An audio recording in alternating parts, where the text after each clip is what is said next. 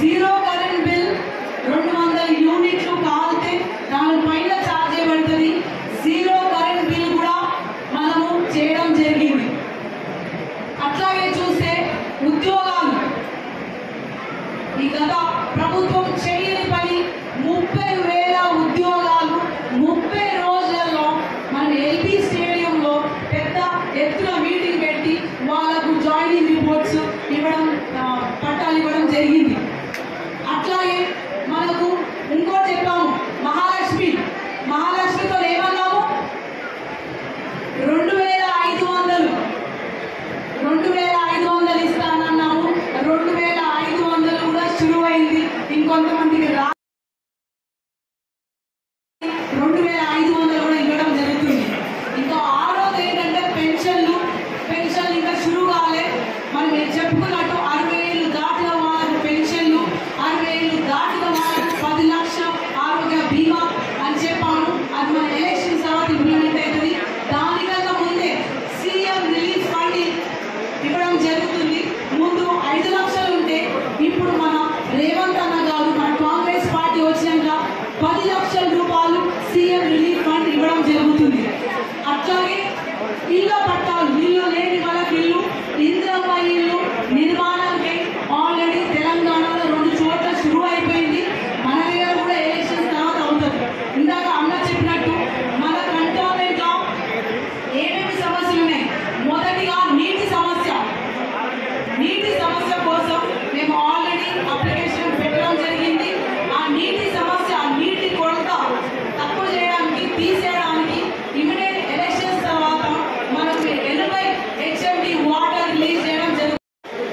అందరూ అనుకున్నారు కంటోన్మెంట్లో కాంగ్రెస్ ఓడిపోయింది, ఏం చేయగలుగుతామని. అయినా సరే ఎక్కడైతే ఓడిపోయినారో అక్కడ ఓడిపోయిన ఎమ్మెల్యేలే ఇన్ఛార్జ్. ఆ ఇన్ఛార్జ్ అక్కడ ఉన్న సమస్యలు కాంగ్రెస్ పార్టీకి, మన సీఎం గారికి విన్నపించుకుంటే అవి ఇమీడియట్గా చేయడం జరిగింది. మొదటిగా 49 కోట్లు, ఎన్ని కోట్లు?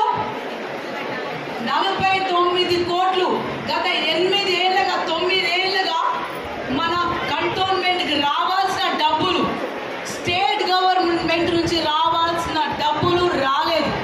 అవి 49 కోట్లు, ఇంకా 20 కోట్లు ఉన్నాయి. అవి కూడా వస్తే ముందుగా 49 కోట్లు రిలీజ్ చేయడం జరిగింది. ఆ 49 కోట్లు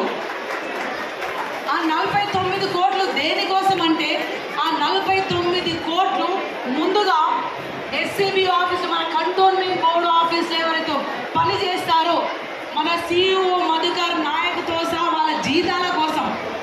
రెండోది దాని డబ్బులు, ఆ డబ్బులు కంటోన్మెంట్లో డెవలప్మెంట్ సంబంధించిన పని చేయడానికి, డెవలప్మెంట్ సంబంధించిన నీటి కోసము, డ్రైనేజ్ పైప్ లైన్ కోసము, లైట్ల కోసము, రోడ్ల కోసము, తర్వాత మన కమ్యూనిటీ హాల్స్ కోసము ఇవ్వాల్సిన డబ్బు గత 9 ఏళ్ళుగా ఇవ్వలేదు. కాబట్టి మనకి డెవలప్మెంట్ జరగలేదు. సో 49 కోట్లు మనం తీసుకురావడం జరిగింది.